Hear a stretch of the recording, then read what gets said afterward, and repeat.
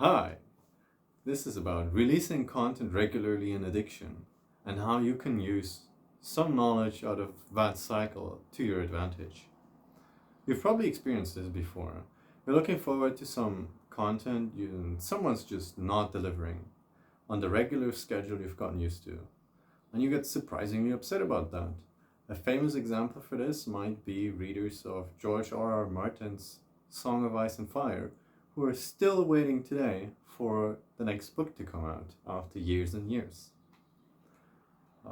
I've been in a similar situation. I'm an avid reader for most of my life, and the only thing that ever got me bored with reading were school books or books for university. But the most addicting books were twofold. When they're really good and I get really hooked, like the Lord of the Rings series that's up on that shelf, or when a story has an extremely reliable release schedule. Now, why was that? Well, for one, the stories were good and engaging. That's obvious. But on the other hand, they were often on a consistent and they were a consistent and predictable hit of dopamine for my brain. And if that schedule gets disrupted and messed up, I got really upset. It would anger me for days, and I would throw a temper tantrum in the comment section sometimes. Talking about reading, my dad would initially force me to read stories to him in Polish, so I would learn the pronunciation and language. Then Harry Potter started to get big, and I was hooked on books. With an ever-growing thirst for interesting stories, I got into anime, I got into manga, then novel translations, or story translations, and then novels or fan novel translations.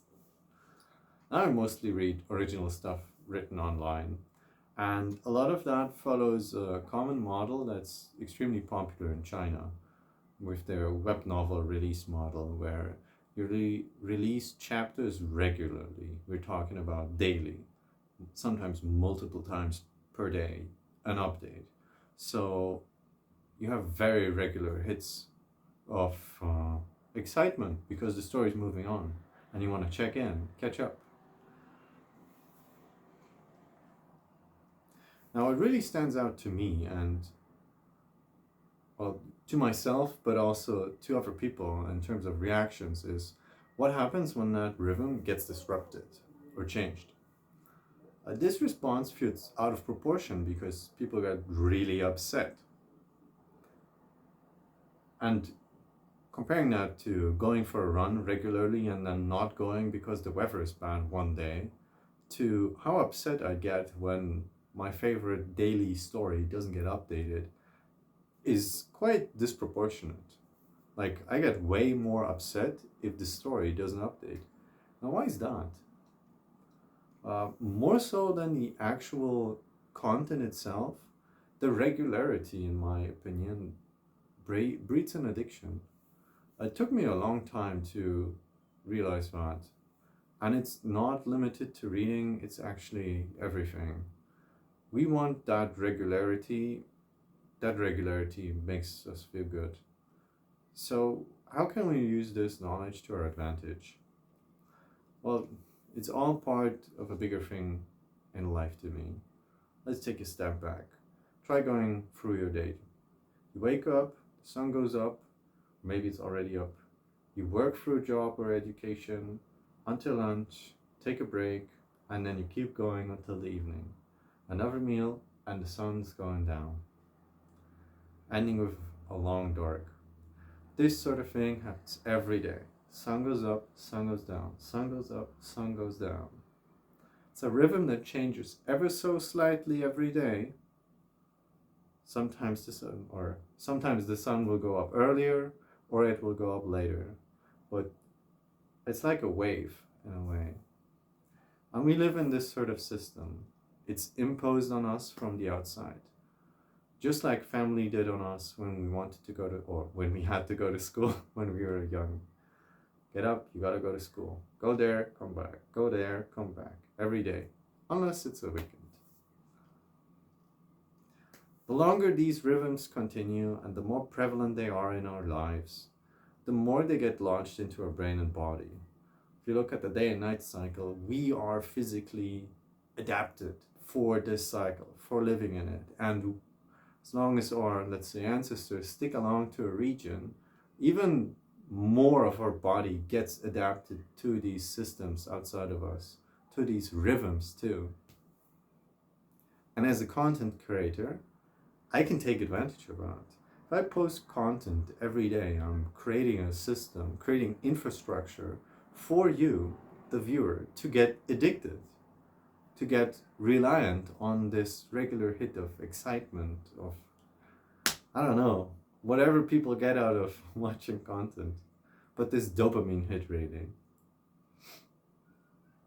And if I don't deliver on my schedule, a lot of fans are going to be upset. Just like I was when I was reading, they're going to be upset possibly disproportionately to how much of a how much of a role my content plays in their lives. So it's very easy to make people upset by messing up your schedule. Messing up your schedule here meaning disrupting someone's addiction, possibly. But if you can build this infrastructure and maintain it, you build a very good infrastructure for regular visitors and viewers, because people might get quite literally addicted.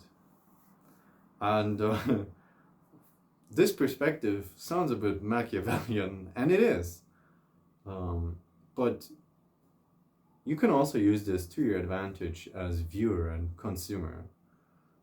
For example, when it comes to habits, every day is an extremely powerful rhythm. You can also look at your time consumption, at your consumption and time management. What actions do you repeat regularly?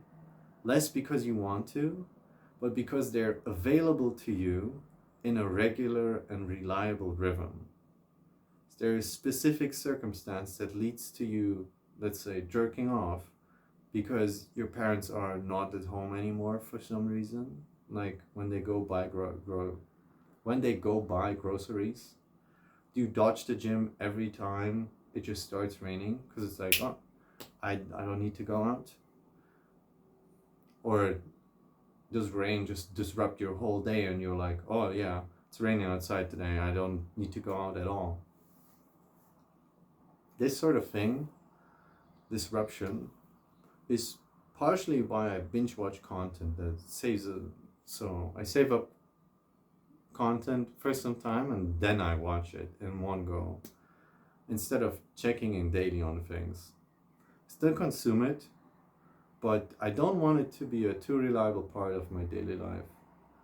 The longer the breaks between the consumption, the bigger the chance for them to grow longer and for me to forget about them or to lose interest and move on and change. And this works on the reverse too. It's much more helpful, for example, to do a little bit of language learning every day than it is to cram everything in one session, because the breaks are longer and it's not as regular for you. Your brain wants you to do something very similar with slight variations every day. That's what feels good, that's what sticks, and that's where we are built to live in. Just like the sun's cycle changes a little bit every day, so you want a little bit of change every day. But most of the time, 90% of the days, 90% of the sun cycle and night cycle is the same as the day before. Only a little step of difference is there. And as long as you're aware of this, you can stop dancing to the tune of, let's say, a company or a content creator or even bad weather. You can stop dancing to those rhythms and you can start thinking about what kind of rhythm you want to dance to or live to. So pay attention to the rhythms around you, let's say, to the systems you're embedded in, and start dancing to a rhythm you choose and like and want to dance to. And thank you for watching. Like, comment, and subscribe on this video. I'll see you guys again.